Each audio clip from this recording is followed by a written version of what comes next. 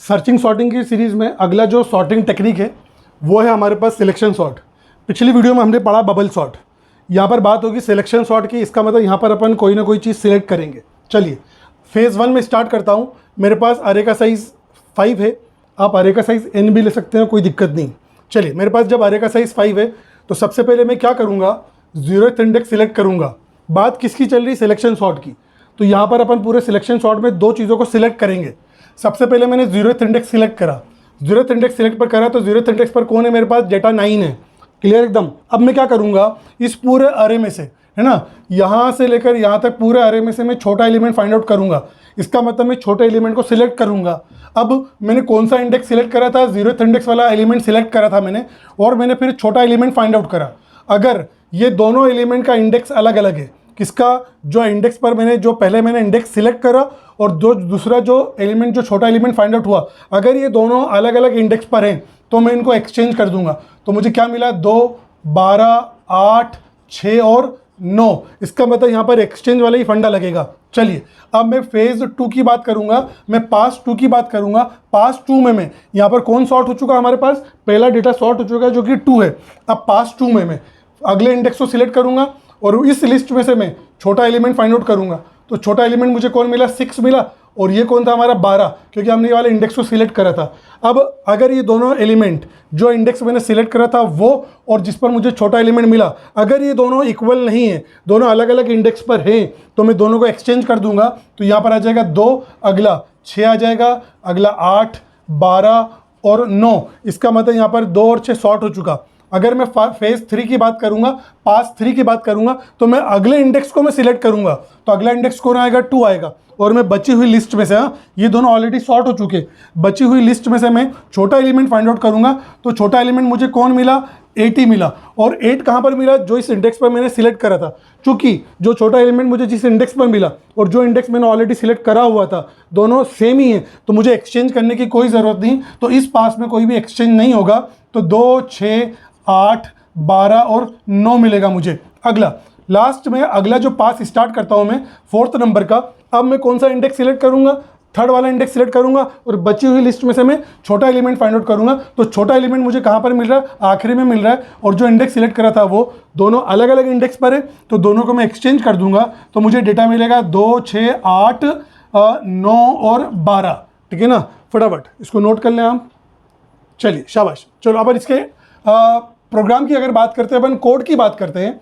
तो कोड अपन यहाँ पर क्या, किसका कोड लिखना है, अपन को सॉर्टिंग का कोड लिखना है। यूज़र से आपको वैल्यू लेना है अरे की, जो अपन ने बबल सॉर्ट में जैसे वैल्यू ली थी उसमें कोई दिक्कत नहीं है, आप वैल्यू आराम से ले सकते हैं। चलिए सबसे पहले मैंने कौन सा इंडेक्स सिलेक्ट करा था, ये ध्यान देना है अपन को। सबसे पहले मैंने 0 इंडेक्स सिलेक्ट करा था, फिर 1, फिर 2 और फिर 3, क्योंकि यहाँ पर ये वाला इंडेक्स सिलेक्ट करा था, ये तो छोटे के लिए फाइंड आउट करा था मैंने। इसका मतलब मेरा जो काम स्टार्ट होगा वो 0, 1, 2 और 3 से स्टार्ट होगा। तो यहाँ पर मेरा सिंपल सा लॉजिक कहाँ से स्टार्ट होगा, फॉर आई बराबर कहाँ से, 0 से। आई लेस देन किसके होगा, 3 के होगा। ठीक है ना। और अगर मैं n की बात करूंगा तो i is less then n-1 हो जाएगा। और उसके बाद मैं i प्लस प्लस करूंगा। चलिए मुझे समझ में आती बात, कर्ली ब्रैकेट क्लोज करते हैं यहाँ पर। तो यहाँ से मैंने इसको हटा दिया। अब अपन फेज़ 1 की बात करते हैं। अभी यहाँ पर मेरे पास जो i की वैल्यू है वो क्या है भैया, 0 है। ठीक है ना, क्लियर एकदम। अब अगला यहाँ पर मैं एक वेरिएबल लूँगा मिनिमम नाम से। तो मिनिमम को मैं कोई वैल्यू असाइन करूँगा। उसके बाद मैं एक वेरिएबल लूँगा इंडेक्स के नाम से। तो अभी मैंने i की वैल्यू 1 है, इसका मतलब मैंने 0th इंडेक्स पर एलिमेंट को सिलेक्ट कर लिया। अगला मैं यहाँ पर सबसे पहले लिखूँगा मिनिमम इज इक्वल टू, ठीक है ना। तो 9 तो मिनिमम है मेरा, ठीक है ना।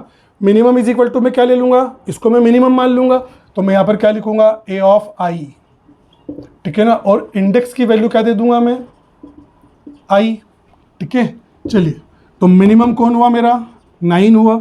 इंडेक्स कौन हुआ उसका, ठीक है ना, उसका इंडेक्स क्या हो गया, 0 हो गया। चीज़ समझना, ये अपन को एक साथ समझना है। अभी मेरा इंडेक्स कौन सा सिलेक्ट है, 0। अब मिनिमम कौन है, 9 है, अभी फिलहाल 0 है। अब मैं छोटा एलिमेंट कहाँ से फाइंड आउट करना चालू करूँगा, 1 से लेकर 4 तक। इसका मतलब i की वैल्यू अभी 0 है। तो मैं यहाँ पर लिखूँगा फॉर, कहाँ से स्टार्ट होगा, ये 1 से स्टार्ट होगा, 4 तक जाएगा। तो 1 से स्टार्ट होगा तो मैं j इज इक्वल टू क्या लिखूंगा, i प्लस 1 लिखूंगा। क्लियर एकदम। j is less than equal to n लिखूंगा मैं, सॉरी 4 लिखूंगा। j is less than equal to 4 लिखूंगा। अगर n होगा मेरा तो यहाँ पर लेस देन n-1 आएगा, और अगर n होगा तो यहाँ पर लेस देन n आ जाएगा। चलिए यहाँ पर मैं j प्लस प्लस करूँगा। चलिए अब j की वैल्यू मेरे पास क्या हो गई, j की वैल्यू 1 हो गई। क्लियर एकदम। कर्ली ब्रैकेट अपन ओपन करते हैं, लॉजिक मेरा लगेगा इफ कौन, अगर मिनिमम है ना बड़ा है, सिंपल सा लॉजिक लगता है, छोटा अगर बड़ा है किससे भैया, अगले से। अगला कौन, ए ऑफ जे। तो अगर आपको ये सिलेक्शन सॉर्ट पढ़ना है तो आपको अरे में से मिनिमम या मैक्सिमम एलिमेंट फाइंड आउट करने का लॉजिक आना चाहिए। अगर वो लॉजिक नहीं आएगा तो आपको थोड़ी सी दिक्कत आ सकती है, लेकिन फिर भी यहाँ पर अपन समझ रहे हैं मिनिमम कौन है मेरा, 9 है। जे की वैल्यू कितनी है, 1 है। 9 बड़ा है किससे, ए के 1 से। ए के 1 से मतलब 12 से। कंडीशन हो गई फॉल्स, जाने दो। अगला जे की वैल्यू को x से प्लस प्लस करो तो जे की वैल्यू 2 हो गई। ठीक है ना, लॉजिक फिर से अपन लगाएंगे कौन, मिनिमम कौन, 9 है ना। 9 बड़ा है किससे, 8 से। तो 9 अगर बड़ा है 8 से तो कंडीशन ट्रू हो गई। इसका मतलब छोटा कौन है, मिनिमम। तो छोटा कौन है यहाँ पर, तो मिनिमम इज इक्वल टू क्या लिख दूंगा मैं, ए ऑफ जे।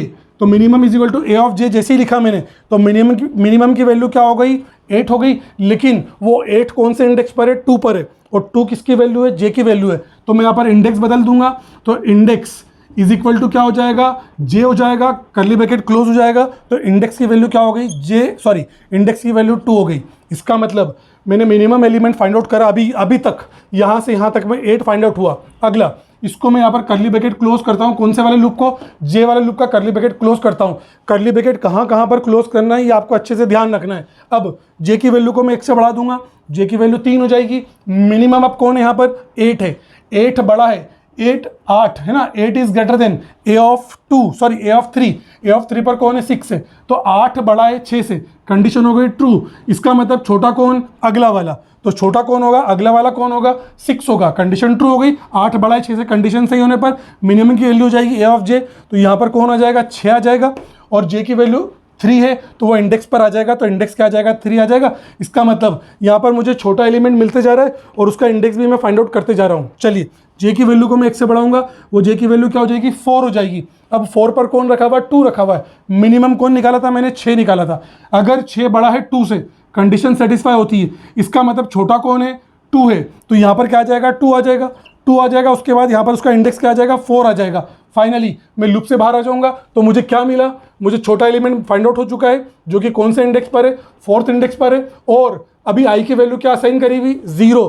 तो 0 पर कौन रखा हुआ है, 9, और इंडेक्स पर कौन रखा हुआ है, 4 रखा हुआ है। तो दोनों के इंडेक्स अलग अलग है। मैं अभी फॉर लूप के अंदर ही हूँ। मैं यहाँ पर सिंपल सा एक लॉजिक लगाऊंगा, अगर कौन आई की वैल्यू कितनी है, 0 है। अगर वो बराबर नहीं है किसके भैया, इंडेक्स के। अगर वो इंडेक्स के बराबर नहीं है, ठीक है ना, तो यहाँ पर कौन है, ये कौन है, हमारा इंडेक्स है। हाँ, और ये कौन है, हमारा आई है। अगर ये बराबर नहीं है तो मैं यहाँ पर इफ में कर्ली ब्रैकेट ओपन करूँगा यहाँ पर, तो इस इफ को अपन यहाँ पर लिखते हैं। हाँ, इफ क्या चीज़, आई नॉट इक्वल टू किसके, इंडेक्स के। ठीक है ना, तो यहाँ से अपन इसको हटा देते हैं। ये लाइन मैं यहाँ पर लिख रहा हूँ, कर्ली ब्रैकेट ओपन करूँगा मैं। अब इन दोनों को भी क्या करूँगा, एक्सचेंज कर दूंगा। तो एक्सचेंज करने पर क्या लिखूंगा मैं, temp is equal to A of I. इसका मतलब यहाँ से यहाँ एक्सचेंज हो रहा है। ये A of I is equal to क्या कर देंगे अपन, ए ऑफ इंडेक्स। और अगला ए के इंडेक्स पर हम किसको रख देंगे, टेम को रख देंगे। कर्ली ब्रैकेट क्लोज हो जाएगा किसका, इस इफ का। ये कर्ली ब्रैकेट ओपन था, कर्ली ब्रैकेट क्लोज था, और उसके बाद फॉर लूप का आखिरी में कर्ली ब्रैकेट क्लोज हो रहा है। तो यहाँ पर मैं फॉर लूप का आखिरी में कर्ली ब्रैकेट क्लोज कर रहा हूँ। सेम चीज़, ये पहला वाला फेज हुआ। जब मैं इस पर आऊँगा तो इस पर आई की वैल्यू क्या होगी, 2 होगी, और जो इंडेक्स मिलेगा वो भी इंडेक्स कहाँ पर मिलेगा, मुझे 2 पर मिलेगा। सिंपल सी बात समझ में आती, मुझे पूरा लॉजिक बैठ गया मेरे दिमाग में। अब आई की वैल्यू 2 है और इंडेक्स की वैल्यू 2 है। 2 is not equal to 2, condition क्या हो जाएगी, ट्रू हो जाएगी, सॉरी फॉल्स हो जाएगी। फॉल्स हो जाएगी तो एक्सचेंज ही नहीं होगा। तो उम्मीद करता हूँ ये आपको समझ में आ गया होगा। इसके पहले आप अरे की वैल्यू को रीड करेंगे और इस लॉजिक के बाद आप अरे की वैल्यू को डिस्प्ले कर देंगे, जैसा अपन ने पिछली वीडियो में बबल सॉर्ट में करा। ये हमारा लॉजिक किसका है, सॉर्ट का। तो यहाँ पर इसको आप बिल्कुल बाकायदा स्क्रीनशॉट ले लें। चलिए स्क्रीनशॉट ले लिया आपने। अब यहाँ पर आपको सिंपल सा कोड पूरा लिखना पड़ेगा। ऊपर वेरिएबल कौन कौन से लगेंगे मुझे, ए ऑफ साइज 5, एक वेरिएबल आई होगा, एक वेरिएबल जे होगा, एक वेरिएबल इंडेक्स होगा और एक वेरिएबल मिनिमम होगा, है ना। वीडियो अच्छी लगी हो तो लाइक करें, शेयर करें और कमेंट करें।